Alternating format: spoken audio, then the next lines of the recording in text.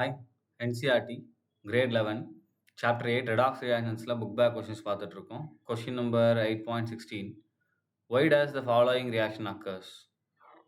What conclusion about the compound Na4XeO6 sodium xanthate, actually இதோட name, and can be drawn from the reaction அப்படின்னு கேட்டிருக்காங்க. So first இந்த reaction பார்த்துக்கிட்டிங்க அப்படின்னா நமக்கு XeO6 4 minus, right, and plus 2F minus plus 6H plus will gives XeO3 plus F2 plus 3H2O. So previous கொஸ்டின்லாம் நமக்கு தெரியும் halogens are கூட oxidising agent அப்படின்னு சொல்லி. இப்போ இங்கே F மைனஸ் வந்து F0 மாறி இருக்கு அப்படின்னா இது நமக்கு என்ன இருக்குன்னா ஆக்சிடைஸ் ஆயிருக்கு, right.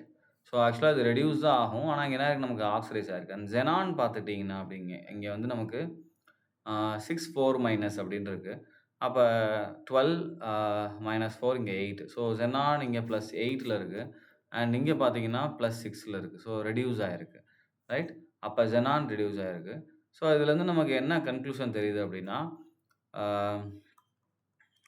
XeO6 4 minus is strong oxidizing agent